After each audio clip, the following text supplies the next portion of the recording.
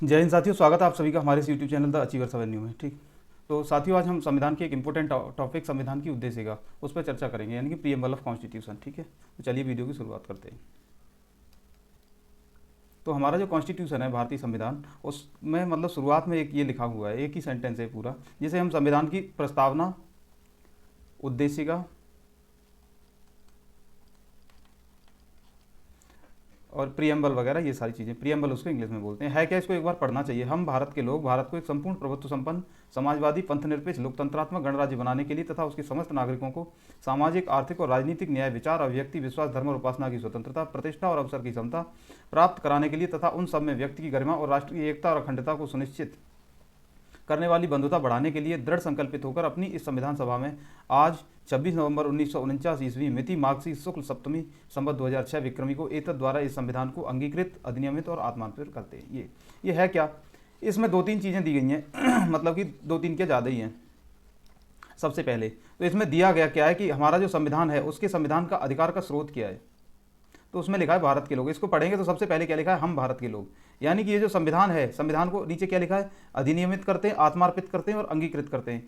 तो ये अंगीकृत किसने किया है, अंगीकृत करना मतलब इसको स्वीकार कर लेना, अधिनियमित करना मतलब इसको बनाना, आत्मार्पित करना मतलब कि खुद को वो करना, इसको देना।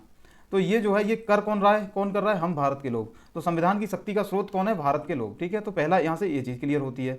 दूसरा, भारत के बारे में ये क्या क्या कह रहा है कि भारत संप्रभु होगा, संपूर्ण प्रभुत्व संपन्न, यानी कि सॉवरेन कंट्री होगा। सॉवरेन, संप्रभु का मतलब पता है क्या होता है, जिसके सारे अधिकार वो, जिसके सारे मतलब निर्णय वो खुद ले, उसके निर्णय किसी बाहरी शक्ति के दबाव में ना लिए जाए, अपने निर्णय लेने के लिए स्वतंत्र हो। दूसरा क्या लिख रहा है, समाजवादी। ठीक है, समाजवादी वर्सेस होता है पूंजीवादी। तो पूंजीवादी जो देश होते हैं वहाँ पर जो सरकार होती है वो किसी मतलब कि जो मामले होते हैं उनमें ज़्यादा हस्तक्षेप नहीं करती। मतलब कि जैसे कोई भी काम है वो बाजार के लिए छोड़ देती है, उसमें जनता के हित के बारे में नहीं सोचा जाता है। लेकिन जो समाजवादी होते हैं वहाँ पे सरकार काफ़ी सारी चीज़ों पर रूल रेगुलेशन करती है, मतलब कि ज़्यादातर चीज़ें खुद ही करती है, जिससे कि मतलब कि जनता का भला हो सके। तो समाजवादी एक तरीके से जनता के लाभ के बारे में सोचती है, जनता के बारे में सोचती है। और जो पूंजीवादी होती है वो एक तरीके से आय के बारे में सोचती है, इनकम के बारे में सोचती है, मार्केट के बारे में सोचती है। ठीक है, ये अंतर होता है। तो हम, हमारा संविधान के उद्देशिका में क्या लिखा है कि हमारा जो राष्ट्र होगा वो समाजवादी होगा। धर्मनिरपेक्ष मतलब इसका कोई भी धर्म नहीं होगा, जैसे पाकिस्तान है, ठीक है, उसका वो क्या है, मुस्लिम राष्ट्र है। लेकिन हमारा जो देश है वो किसी भी धर्म का नहीं होगा, धर्मनिरपेक्ष होगा। दूसरा, लोकतांत्रिक। लोकतांत्रिक मतलब कि जो सरकार है वो जनता चुनेगी, जनता सरकार चुनेगी। लोकतांत्रिक होगा और गणतांत्रिक होगा। गणतंत्र का मतलब होता है कि जो राष्ट्र की सबसे ऊंची वो है, राष्ट्र का सबसे ऊंचा पद, सबसे बड़ा पद, वो मतलब कि वंशानुगत नहीं होगा, वो चयन से आएगा। जैसे हमारा राष्ट्रपति है तो वंशानुगत नहीं होता है।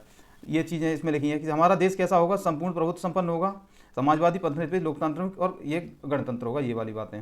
अच्छा, इसमें ये हम देंगे क्या, अपने नागरिकों को क्या क्या प्रदान करने वाले हैं, सामाजिक, आर्थिक और राजनीतिक न्याय। सामाजिक न्याय मतलब समाज में सबको बराबर इज्जत हो। आर्थिक न्याय मतलब कि, अब देखो, आर्थिक न्याय का मतलब ये नहीं कि सबके पास बराबर धन हो, लेकिन मिनिमम जरूरतें सबकी पूरी होती ना, इस तरीके से। राजनीतिक न्याय, देश के जो वो हैं उनमें सबका मतलब कि वो होना चाहिए।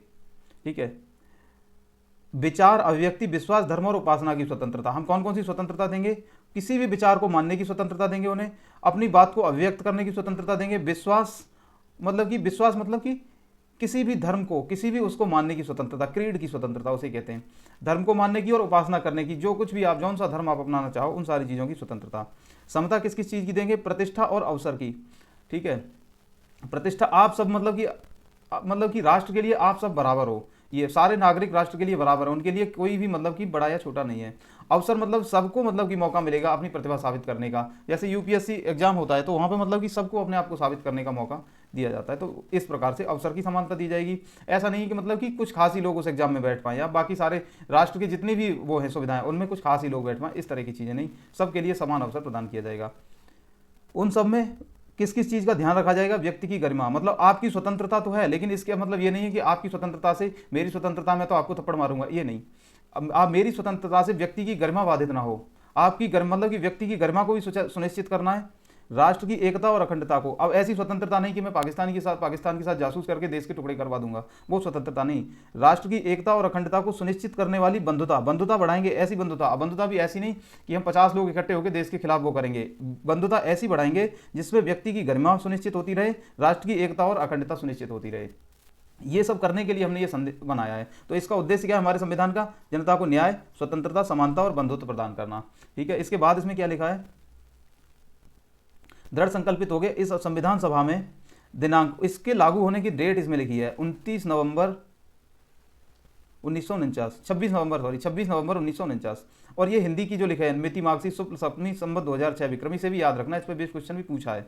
ठीक है, एतद द्वारा इस संविधान को अंगीकृत, अधिनियमित और आत्मार्पित करते हैं। तो ये सारी चीज़ें हमारी प्रस्तावना में लिखी हैं। इन सारे जो टर्म मैंने समझा इनके मीनिंग कई बार पेपर में पूछ लेता है। ठीक है, ये सारी चीज़ हम डिस्कस कर चुके हैं। ठीक है, संविधान की प्रस्तावना के बारे में कुछ कई लोगों ने कहा है, एन ए पालकी वाला ने कहा है कि संविधान का परिचय पत्र है, इसको ध्यान रख लेना ऐसे ही। अच्छा, ये है क्या? नेहरू जी ने 1946 में एक उद्देश्य प्रस्ताव प्रस्तुत किया था और संविधान सभा ने उसको पारित किया था। ये जो हमारा संविधान की जो प्रस्तावना है ये इसी उद्देश्य प्रस्ताव पर आधारित है, उद्देश्य प्रस्ताव पर आधारित है। वो जो उद्देश्य प्रस्ताव जो पंडित जवाहरलाल नेहरू ने बनाया था उस पर आधारित है ये, इस तरीके से।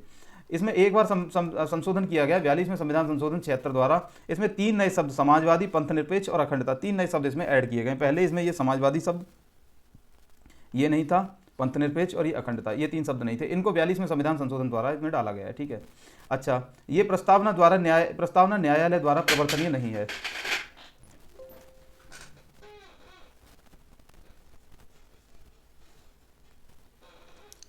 ये न्यायालय द्वारा प्रवर्तनीय नहीं, मतलब ये है कि इसको लेके आप न्यायालय में केस नहीं कर सकते कि इसमें लिखा हुआ है वो सारा, मतलब कि जैसे कि हमें मतलब कि अवसर की समानता नहीं मिली तो उसको लेके आप कोर्ट में नहीं जा सकते कि यहाँ पे हमें, तो ये न्यायालय द्वारा प्रवर्तनीय नहीं है।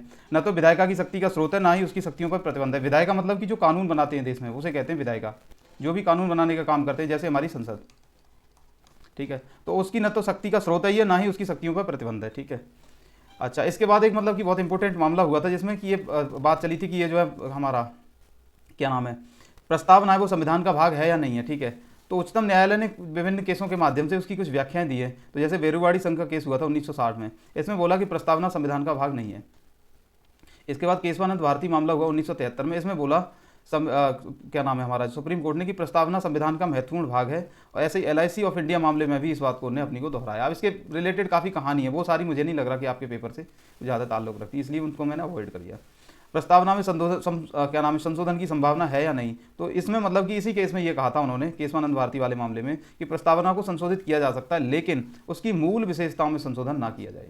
मतलब कि जैसे उसकी मूल विशेषताएं क्या हैं, ये वाली न्याय, स्वतंत्रता, समता, बंधुत्व, संप्रभु और ये सारी चीज़ें, इनका मतलब कि जो उसकी मतलब कि मेन कंटेंट है, उसकी आत्मा है, जो सोल है, उसमें परिवर्तन ना किया जाए तो मतलब कि संविधान में संशोधन किया जा सकता है। तो प्रस्तावना से रिलेटेड आपके पेपर के हिसाब से यही सारे मतलब कि टॉपिक इंपॉर्टेंट बने थे, तो इन्हें हमने इसके माध्यम से देख लिया। ठीक है।